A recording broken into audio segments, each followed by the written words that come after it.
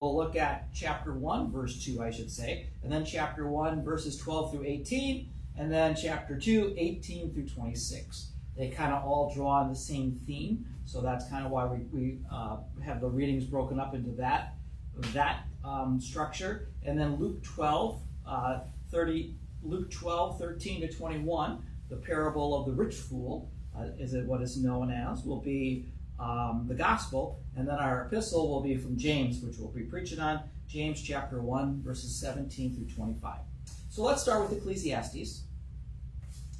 And what y'all know about Ecclesiastes? I just read the prelude here. Yeah, what do you got? I think it identified the preacher as Solomon. Yeah, Solomon is, the writings have been attributed to Solomon. And Ecclesiastes in the structure of the scriptures are part of what we call the wisdom writings, along with Job and along with Psalms and Proverbs. Ecclesiastes is in that same realm. So it teaches about this way of life, and it's often attributed to Solomon.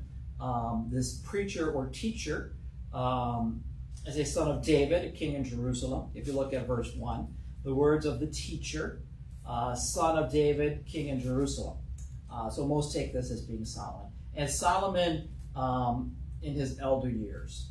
Solomon looking back after he had lived a long and what was considered a wise life, realizing that at points he kind of went off the rails and didn't live in wisdom. And we know that from Kings, right? He had 300 wives and 700 concubines. And began to follow after their gods as well when he married these foreign women and tried to make alliances and all that kind of stuff, realizing that life isn't just about that kind of stuff. So that's kind of the setting of Ecclesiastes. So we're going to start with verse 2, chapter 1, verse 2. And it says in the NIV, meaningless, meaningless, says the teacher. Utterly meaningless, everything is meaningless. Now I'm curious, what does the ESV have? Vanity. Vanity, yeah. So that's vanity of vanities. All is vanity. Everything is vanity. Another interpretation of that word in translation that I've had calls it emptiness. Emptiness, emptiness, says the teacher. Utterly emptiness. Everything is emptiness. So what's the context here? I mean, is he looking back at his life? Yes. He's reflecting back about what life consists of, right? And what it doesn't consist of. And he's realized that a life pursued without the Lord is emptiness or meaningless or vanity. Vanity. And vanity means Everything's about me, or vain, to take something in vain literally means to empty it. Yeah, so the idea of vanity has this idea of emptiness to it. At the beginning of the vanity, it has a two, it goes down the bottom here. Hebrew vapor, is that vapor like this mist that vanishes? Is that Could right be. in vapor? Could be, yeah, could be. It's a tough word to translate. I've heard some stuff on it. It occurs 35 times in this book, the word meaningless. Okay, and the Hebrew again behind it, it's kind of hard to translate. It has that idea of it almost has the idea of breath, right? So yeah. Yeah, your note says breath. Okay, so it has that idea of breath. The idea of emptiness, of something that's futile, hollow, empty, without substance. It's kind of what it is. All right. Why do you say breath? Why is it? That's just the root of the word. It means breath. And a big theme that's going to come out here, we're going to hear it in a couple seconds, is that it's a chasing after the wind. So that's kind of what the idea of that is behind. Okay. So now let's skip down to verse 12. And this is what this wise teacher has realized. I, the teacher, what does it put for preacher? They have preacher, okay. I, the teacher, was king over Israel and Jerusalem. I devoted myself to study and to explore by wisdom all that is done under heaven. And that's a big theme that gets used throughout the book as well, under heaven, which means throughout life, right? What a heavy burden God has laid on men. I have seen all the things that are done under the sun. All of them are meaningless. And then he uses this phrase, which is there a lot, a chasing after the wind. What is twisted cannot be straightened. What is lacking cannot be counted. I thought to myself, look, I have grown and increased in wisdom more than anyone who has ruled over Jerusalem before me. I have experienced much of wisdom and knowledge. Then I applied myself to the understanding of wisdom and also of madness and folly. But I learned that this too is a chasing after the wind. For with much wisdom comes much sorrow. The more knowledge, the more grief. Okay? Now we're going to be in chapter 2. We're going to skip down to verse 18. Okay. I hated all the things I had toiled for under the sun, because I must leave them to the one who comes after me. And who knows whether he will be a wise man or a fool. Yet he will have control over all the work into which I have poured my effort and skill under the sun. This too is meaningless. So my heart began to despair over all my toilsome labor under the sun. For a man may do his work with wisdom, knowledge, and skill, and then he must leave all that he owns to someone who has not worked for it. This too is meaningless, a great misfortune. What does a man set for all the toil and anxious striving with which he labors under the sun? All his days, his work is pain and grief.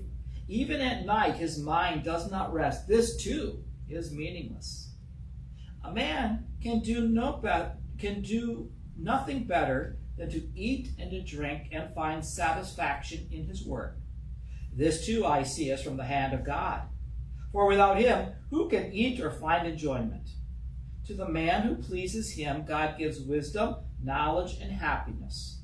But to the sinner, he gives the task of gathering and storing up wealth to hand it over to the one who pleases God. This too is meaningless. It's a chasing after the wind. All right. A lot there. We'll start with y'all. You read somewhere one time that Solomon had asked for wisdom to lead his people instead of wealth, which God gave them both. But it said they figured actually probably could have been the smartest man that ever lived. I don't know.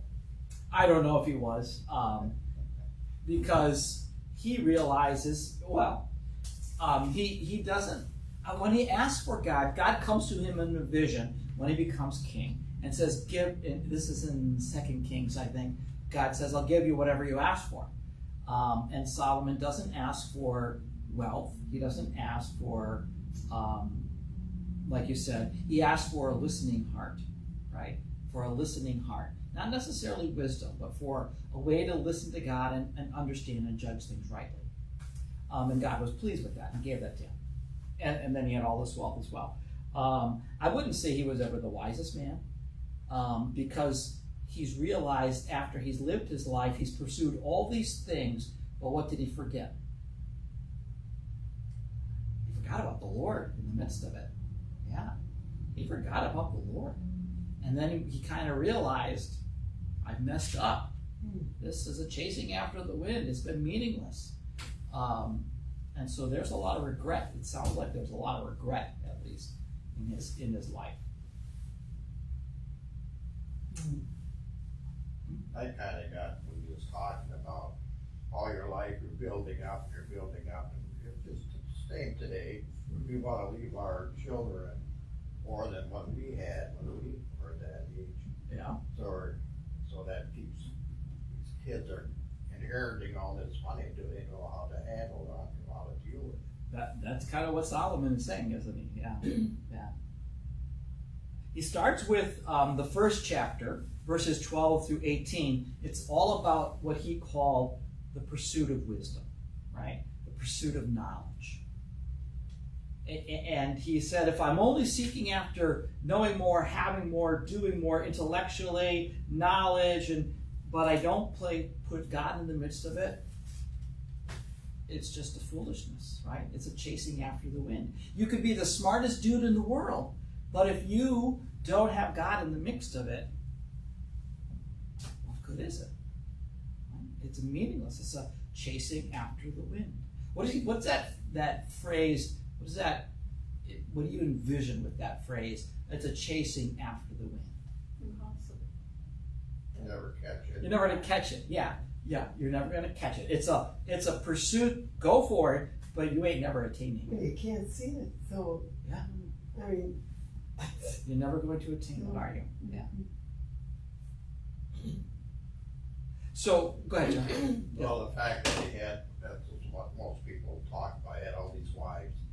Then to have those wives and everything, but then to chase after their God, I mean, to worship their God, Yeah. I mean, it's really foolish if you're a Christian. Exactly.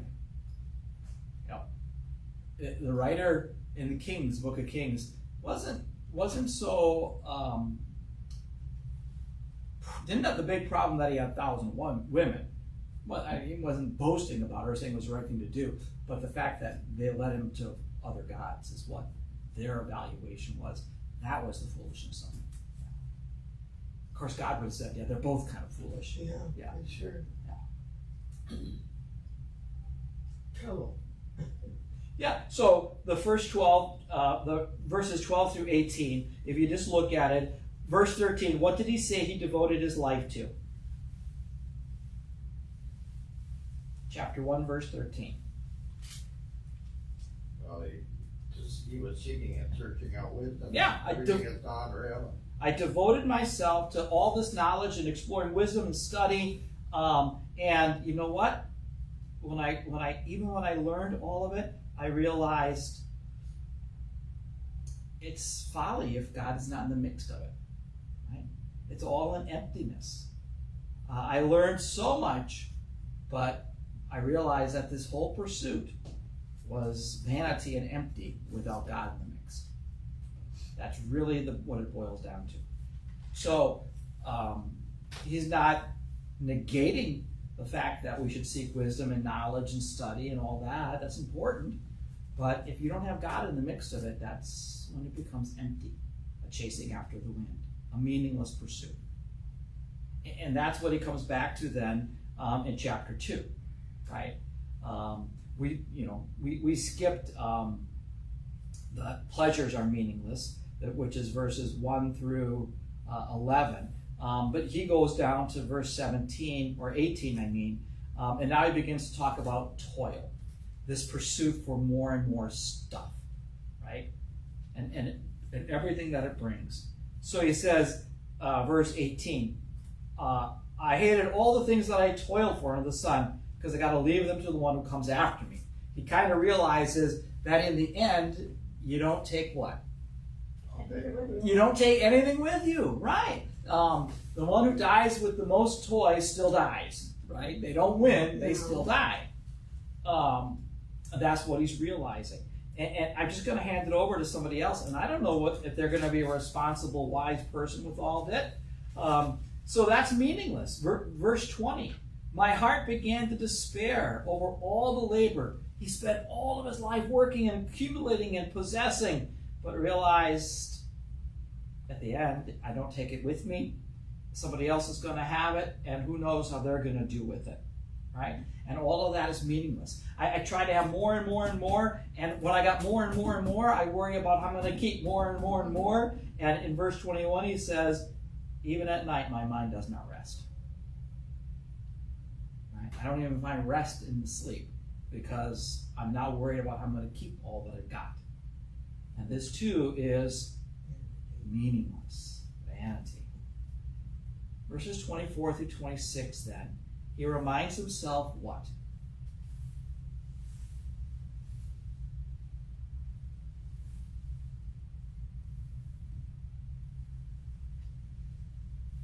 The simple things in life, because he saw it as it coming from the hand of God. Yeah.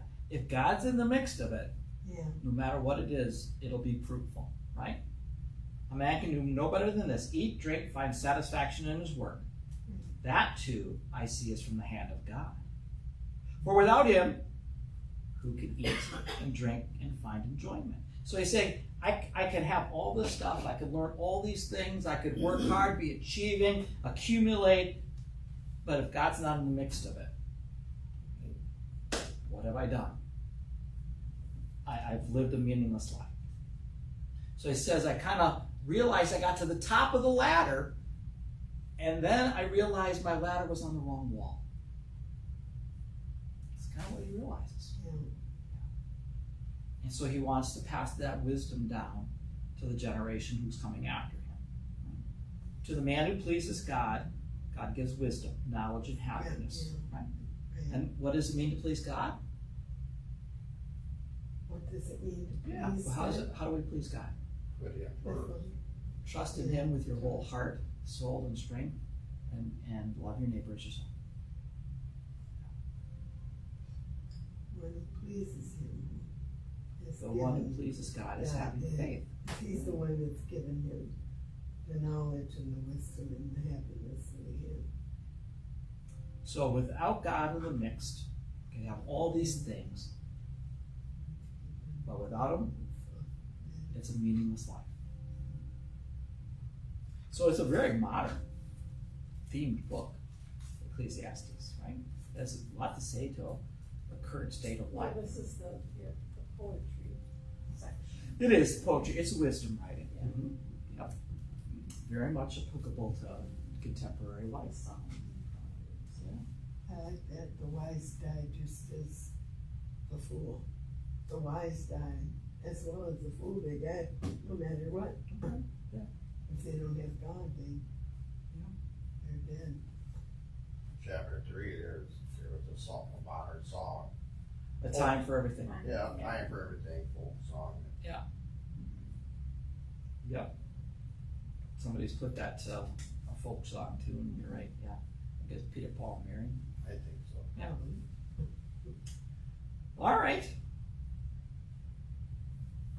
Which is kind of what you get down in verse 9. There's a time to do everything, and then if God's in the midst of your time, it's good. If you've done everything in your life without God in the midst of it, it's an emptiness, it's a vanity, it's a running after the wind. All right, anybody else, any other questions on Ecclesiastes? Okay, let's move over to the gospel, to Luke chapter 12, and Jesus' wisdom teaching about stuff.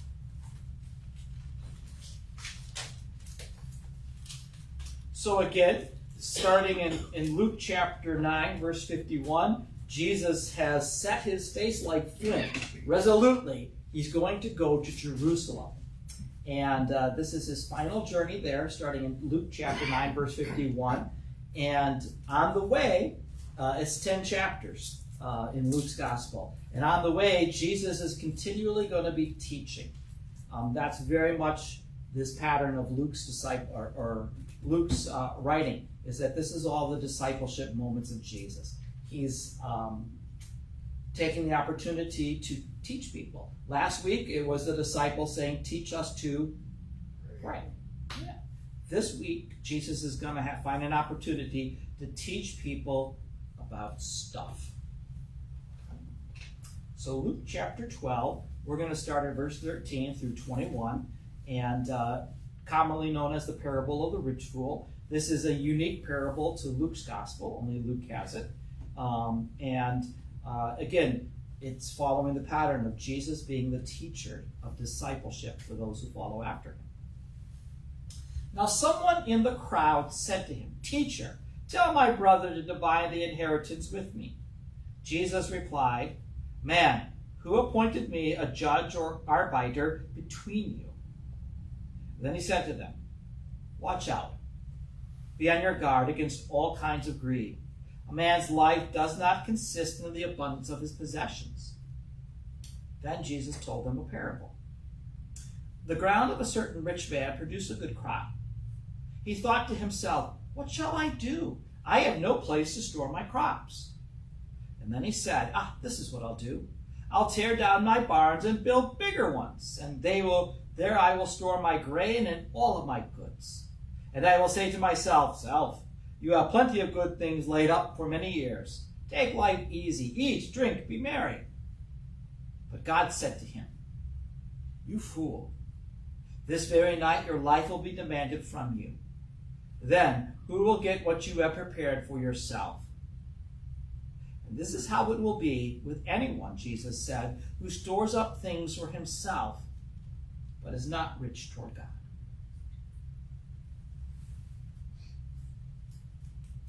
All right, let's start with y'all.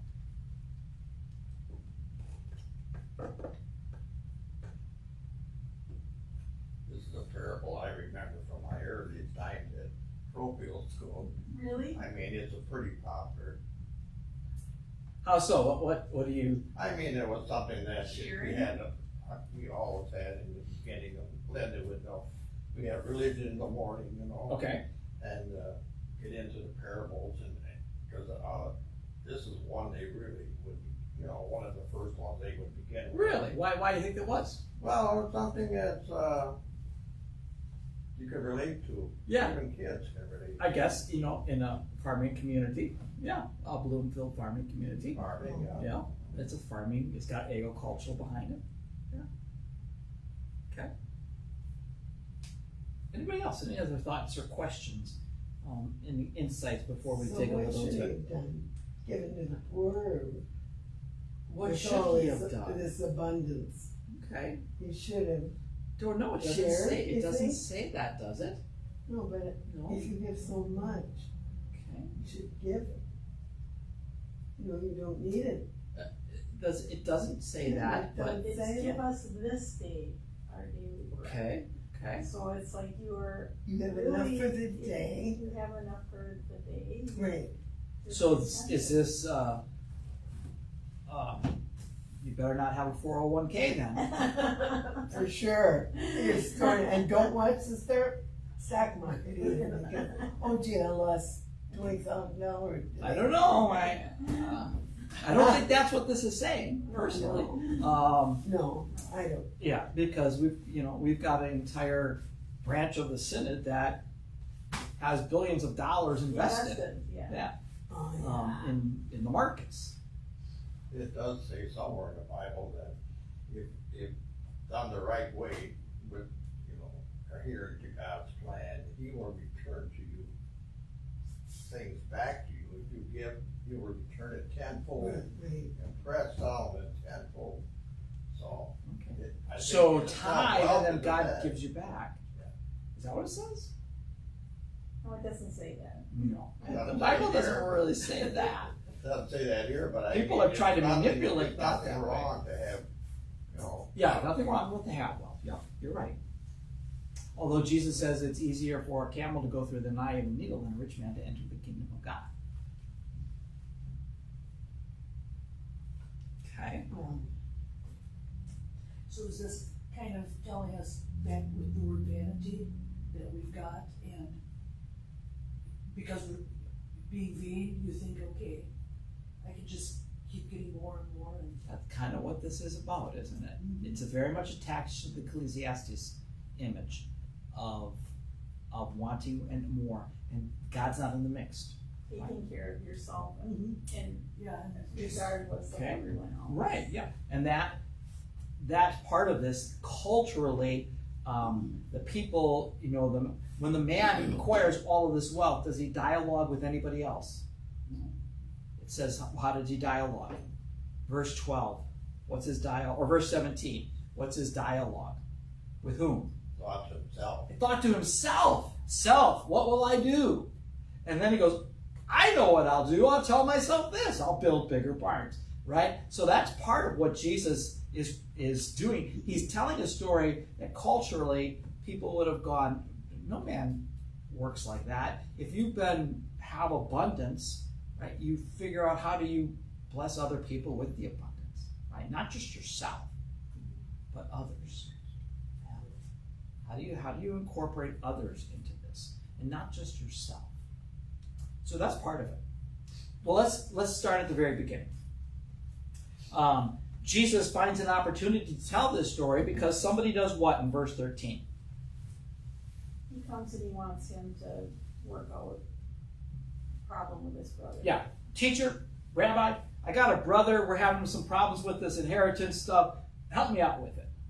And Jesus replies, I'm not the judge between you two, right? You're worried about a lot of stuff, aren't you, dude? And then Jesus gives this warning in verse 15. This is kind of the basis of the teaching. And the teaching is basically what? How would you boil down or rephrase Jesus' warning and teaching in verse 15? Not covet, I guess. They're Okay, maybe coveting. coveting. Yeah. I think it's a lot, for one's life does not consist in the abundance of his possession. Life's not just about accumulating stuff, right? So be on guard against all kinds of greed. And greed has its roots in covetousness. Yeah, greed has its roots in covetousness. Be on guard.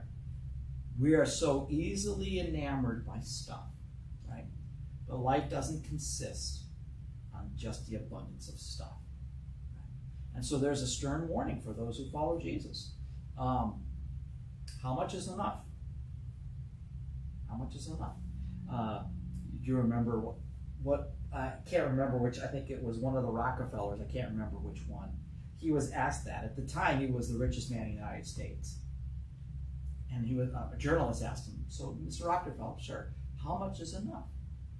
And Rockefeller thought for a moment, he smiled and he said, just a little bit more.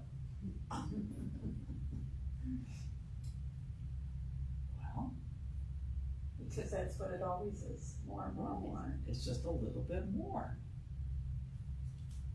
So, you know, if you're a big football fan like I am a little bit,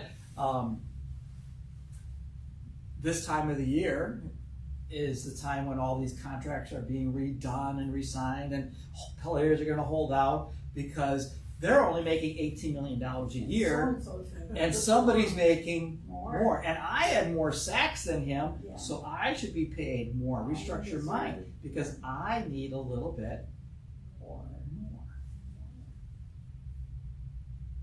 And Jesus would say, be on guard. Life does not consist on the abundance of possessions. Now, he makes the story, he makes the teaching, right? He's been presented with a problem. This is the teaching. Be on guard against all these kinds of greed. Life isn't about just acquiring stuff. And then he tells the story to bring the point home, right? And the story is about a rich man. See, he's already rich too, right? A certain rich man produces a good crop. So his bounty comes from the land.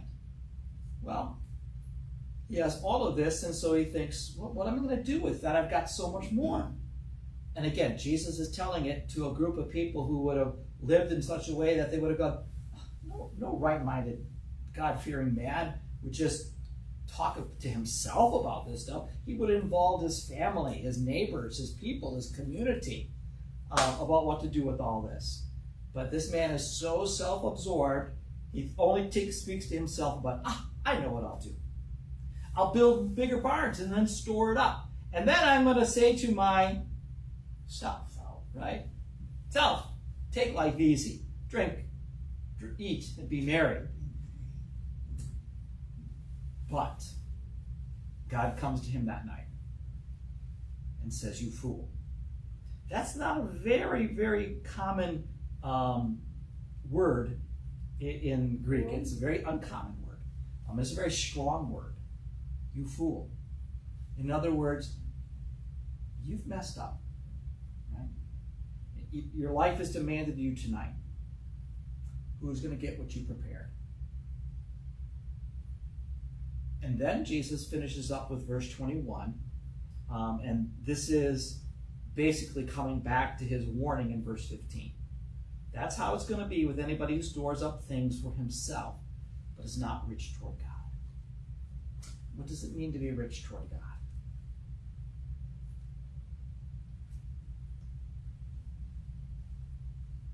Staying in his word, I guess, and going to him. Okay. which means listening to him, going to him, depending on him, relying on him, trusting in him, loving him. Yeah, that's being rich toward God. Trusting is a big thing. And also being a good neighbor, I guess. Loving your neighbor as yourself, being a good neighbor. That's being rich toward God. Yeah. Which flows out of the fact that you've listened to God, you call on to him, you rely on him, you depend upon him. Yeah. It's about having is it a sin to have a lot of stuff? But a lot of those who pursue it without regard to anything else. Without regard to anything else, especially their life in God, their trust in God, their life with him. And that, according to Solomon, was meaningless. And according to Jesus, that would be meaningless. A vanity, a chasing after the wind. I was in a trip once in Newport, Rhode Island, and had a tour of the Vanderbilt mansion, the Breakers. And they were big family Vanderbilt with the Rockefellers. Mm-hmm. So we toured the big mansion, all his rooms, and they got to his bedroom. And in his bedroom, hardly anything but an old bed the mat was like a sway back. He's one of the wealthiest people, and he's got this old broken down bed. Really? He just didn't want, he made a lot of money, but he didn't want to spend it either. Not to hang out to keep it.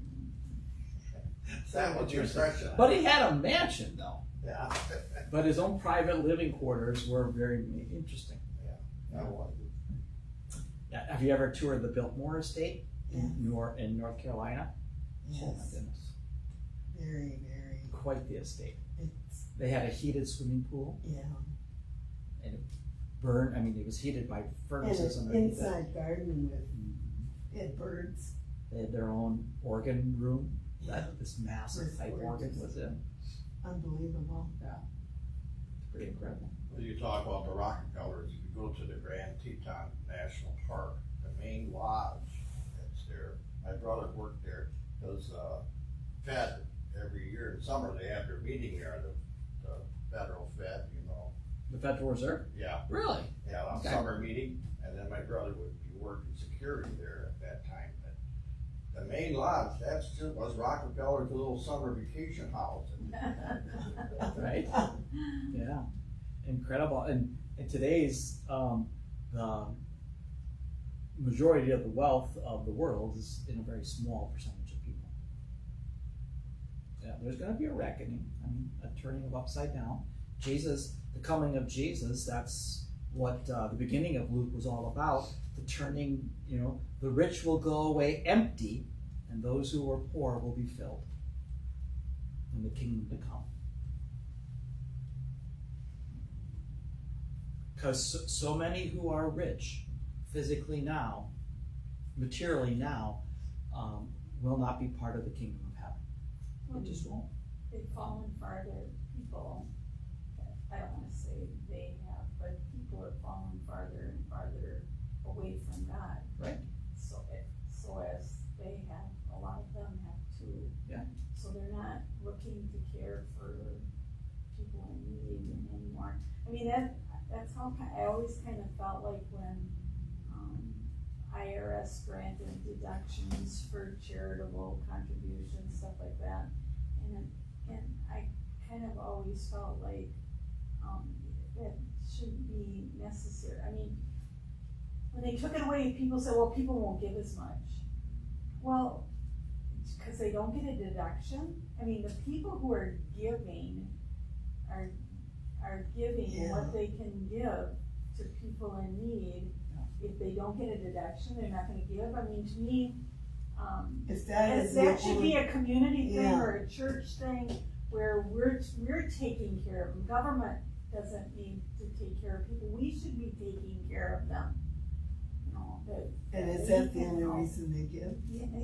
You have to ask yourself. Yeah, it doesn't go in my mind. And can you be a great philanthropist and not be a Christian at all? Yes. Yes, you can. There are some. The Gates Foundation. Yeah. Bill Gates, the Microsoft guy, they're giving away all their That does wealth, not believe in heaven. but they have no faith in Christ, right? Right. Yeah. Great work, but it's it's a good thing, but not a bad thing. But it's not a good work in the eyes of God. It furthers and it's beneficial, but yeah. So it's those, and I'll be. I think I got a sermon coming up in the fall. I'll be touching on some of that. It was Warren Buffett who came up with this giving pledge, and all the other wealthy people, he challenged them to do that as well, rather than pass it on to whoever their estates are. Everything. There's enough in their estates. Yeah, that a majority of their wealth is going to be passed on to philanthropy. And he challenged them to do it. Yeah, and it's generous, but if it's not done in faith, right? It's not something that. It reminds me of some years back, the Hunt brothers. They wanted to corner the silver market. They tried to buy up all the silver, and they didn't have. The silver did go up to $50 an ounce for a while, but then they never did get all the silver because there's too much of it. Yeah. And they spent all their fortune hanging up, then it dropped back down to whatever it is now. Interesting. I've not heard that one. Yeah, so Jesus' teaching here very much mirrors that of the wisdom of Solomon, right? Life doesn't consist just in the abundance of possessions. You can have a lot, but that ain't what life is, right? Being rich toward God is having a love for God and knowing that you are loved by Him, right? You are loved by God through Jesus. That's being rich toward God. Yeah. So Luther said, the second thing to always be converted in a man is his wallet. God will convert his heart, but doesn't really get his heart until he's converted his wallet. And that's what Jesus taught. Where your treasure is, there your heart will be. Jesus taught the very same thing. In order to really capture your heart, God's got to capture your wallet too. Because that's the rival God that we'll always struggle with, is wealth and abundance of possessions. God knows that. Jesus knew that. That's a struggle for all of us. Okay, let's look at James. James chapter 1. We are going to do a lot of background stuff to James because that's what we'll start doing in September on Sunday morning Bible studies. So we'll do some of that later. We'll just look at the text today. But we know that James is a brother of Jesus. There's a lot of Jameses in the Bible. Two of the disciples of Jesus are named James. Did you know that? Jesus has two disciples.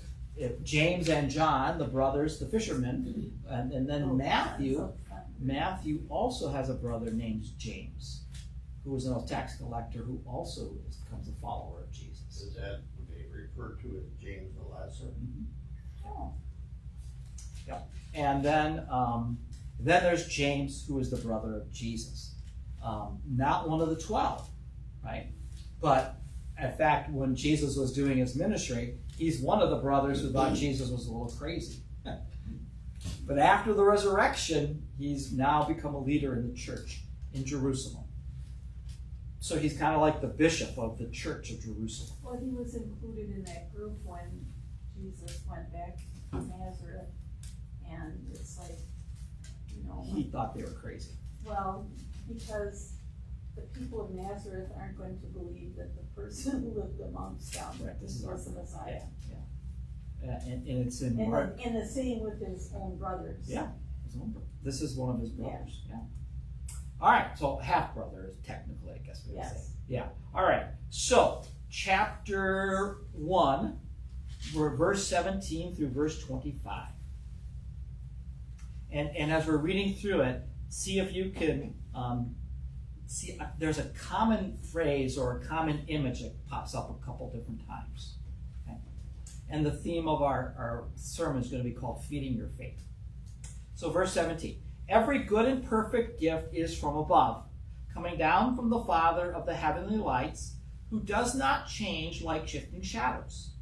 He chose to give us birth through the word of truth, that we might be a kind of first fruits of all he created. My dear brothers, take note of this.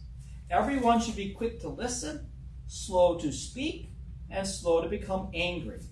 For man's anger does not bring about the righteous life that God desires. Therefore, get rid of all moral filth and the evil that is so prevalent, and humbly accept the word planted in you, which can save you. Do not merely listen to the word and so deceive yourselves. Do what it says. Anyone who listens to the word but does not do what it says is like a man who looks at his face in a mirror, and after looking at himself goes away and immediately forgets what he looks like. But the man who looks intently into the perfect law that gives freedom and continues to do this, not forgetting what he has heard, but doing it, he will be blessed in what he does.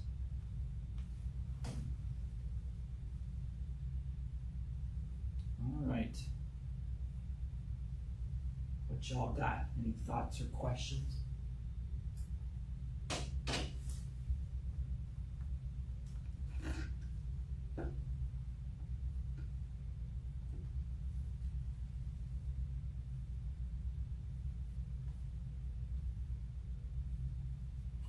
Well, first impression I got was, I don't know what the common theme is, I'm right on that, but it's through God is when things are done. You can't do it on you won't be doing it on your own. Okay.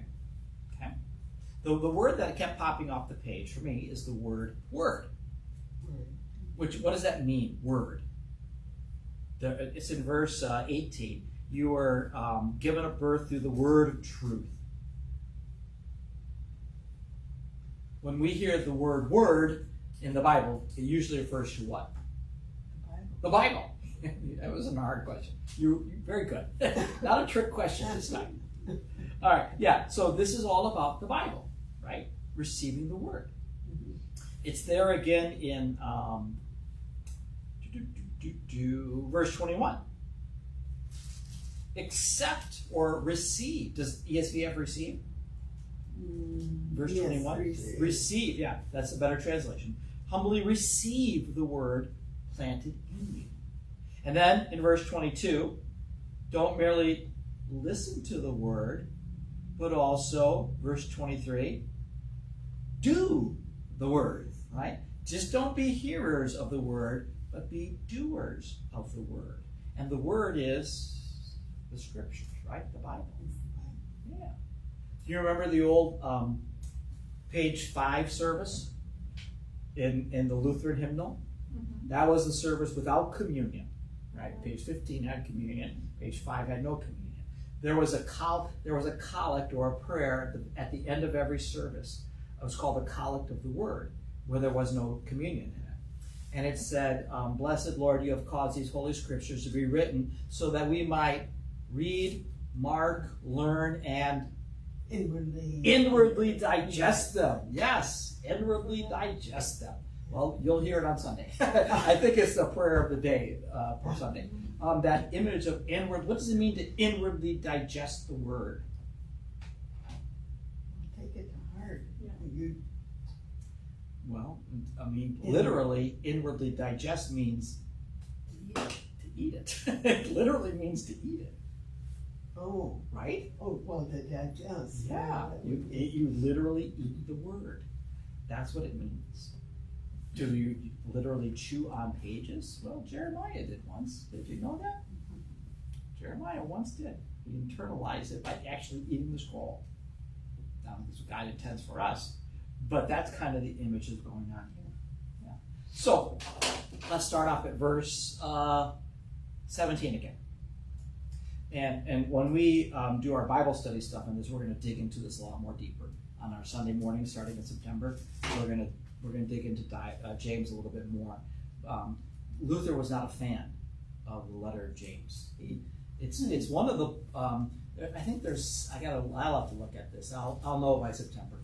I think there's 7 books in the New Testament that were the term was anti-logomena. When it came to bringing together the 27 books in the New Testament into the canon, there were 7 of the books that were spoke. There was some word against them. They were spoken against as not being. There was something in them that something- they didn't like. There was something in it that the church fathers, or they weren't sure the authorship of it, or the full credibility of it. There were 7 of them, but they made it in, right? But they were spoken against by some, and then the rest of them were homologomena, which means there was a consensus. Everybody was on the same page.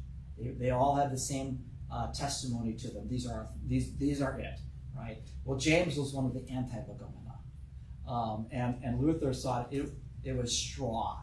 He did not like it. That's what it says there, straw. Yeah, He did that's not how like it. He had harsh He statements. did, but because, and we'll hear this more next week in the reading. Luther's big battle with the contemporary in his day of the church was the Roman Catholic Church that was teaching that you aren't just saved by what you believe, but you also have to do things, right? You get right with God by what you do. And Luther was Strong against that, right? Yes. It's Jesus alone. Not that you aren't called to do good things, but so when you hear that in James seems to be agreeing with that. And Luther understood James. He got what James was really intending, but he saw that his opponents were using it in the wrong way, and it was hard for him to refute that. So he actually taught and preached on James, but he got really anxious about it sometimes. I would have been interested to be a fly on the wall, so to speak, because it once said that Joseph and Mary's family and Jesus, they thought he didn't help, he was crazy. They thought he was crazy. But here James, somewhere along the line, After the resurrection. won him over or whatever. After the resurrection.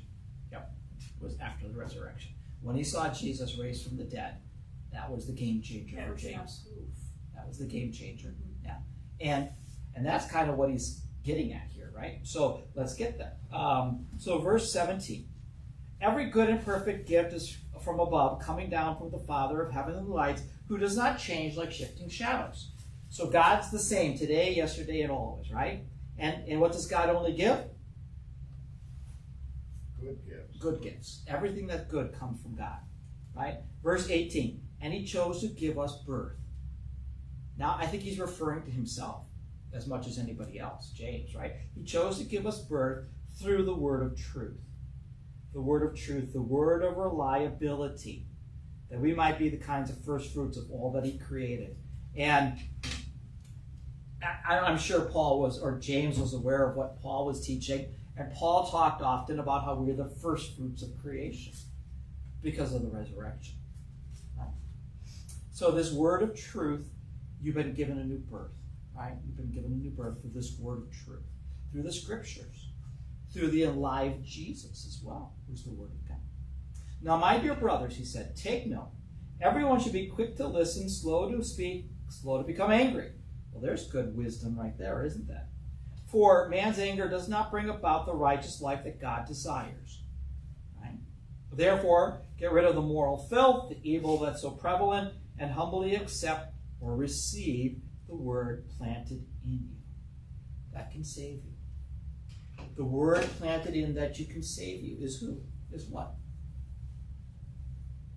Jesus. Yeah, the Bible. The word, the written word, but the written word is always pointing us to who? Jesus. Who is the living word of God. Right? The living word of God. And then it gets to verse 22. Don't merely listen to the word and so deceive yourselves.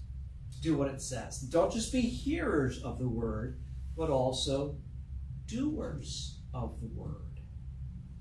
For anyone who listens to the word doesn't do what it says, it's like a man that looked at his face in the mirror and then turns away and forgets what he looks like. So be hearers of the word and doers of the word. Is that a new thought from the Bible? No, not at all. It's there throughout the Old Testament, right? The book of Deuteronomy, that's the whole book of Deuteronomy. Be listeners of the word, but also doers of the word. Right? Deuteronomy is the second reading of the word. Yeah. And so be hearers and listeners, but also doers. Jesus taught the same thing. Matthew chapter 7, the end of the Sermon on the Mount. A man went out and built his house on the rock, and when the windstorm came, beat against it, what happened? Just away. Not the house built on the rock. Oh, on the rock, I'm sorry. I had the song in my head. Teaching the kids. Right. Yeah. The house built on the rock, Yeah. it withstood the storms, right? But the man who built his house on the sandy shore, Swooped it away. winds come, rains, it gets whooshed away. And Jesus says, that's what it's like for those who hear my words but do not put them into practice. And so this image of the word means, we can remember our whole theme in James's writing is that it's a manual for maturity, right? A manual for maturity, to keep growing in Christ. Well, the way to keep growing physically in your physical body is what do you have to do? Keep eating, taking nourishment, right? So babies are fed, everybody's fed, right? To keep nourishing your body. The faith needs to be nourished too, doesn't it? And the way that James is teaching, the way that we nourish our faith in maturity, towards maturity, is in the Word. In the Word. Receiving the Word, responding to the Word, reflecting in the Word, researching the Word. Verse 25, but the man who looks intently into the perfect law, which is God's teachings, right, is given freedom. Yeah. So what we're doing right now is what? Feeding our faith. Digging into this Word. Receiving it, responding to it, reflecting on it, researching it. All for the sake that we can be hearers and doers of the Word. That reminds me of the disciplinary, I know we're running out of time. That's okay. When the adult is trying to teach the children, you can't just tell them what to do. You have to do what you want them to do. Because they see what you're doing, not what you're saying. Yeah, they're watching you, definitely. Yeah. Even in learning, right? When it came time to learn to change oil in a car, this is back when we could still change our own oil. And my dad showed me how to do it. I watched him, and then after I watched him a couple of times, says, "Now is your time to do it." Because I didn't really know how to do it until I did it myself. Right? That's kind of what's going on here. Yeah. And we're going to get to this probably a little bit. I think it's next week's theme. Let me make sure I don't get it wrong. Next week we're going to be looking at some of the verses that really gave Luther the willies about how it's not just faith, but faith in what you do. And so there's this one line from a Rich Mullins song years ago, long time ago, that said, "Faith without works is about as useless as a screen door on a submarine." Screen door on a what? A screen door on a submarine. The water would Faith- come right through. Faith Oh, without submarine. works is about as useless as a screen door on a submarine. Submarine. Right? Yeah, it ain't happening. No. Right? No And good. so James is going to eventually get to that theme that we are saved only by faith in Christ, right? But faith that is in Christ is going to translate to doing things that are good, to good works. And the good works don't add anything onto it, they're just a response. But you have those too. And our Lutheran theology has that. I mean, Luther got that. He just did not like it's not faith, then I got to do something more. It's the faith that's going to produce the something more. Right? Real faith will produce it. And Luther would agree with that. Luther ultimately agreed with James. Just didn't like the way that his opponents were using it to counter his teaching, which is the gospel teaching. So we're going to focus in on Sunday on this idea of the Word, about James's coming back to the Word of truth that gives us birth, the Word of truth that's planted in us, the Word of truth that helps us be not just hearers but doers, and the Word of truth that we research and reflect on, right? and draws life into us. So that's our focus for Sunday, feeding our faith in the Word. So we get to sing one of my favorite hymns, Thy Strong Word. I think that's one of them, right? It is. Thy strong word did leave the darkness. The third Martin wrote that song, Martin Franzman. Alrighty. No other thoughts or questions? Because I gotta go do my preschool chapel here in a couple minutes. Alright, we'll close with prayer.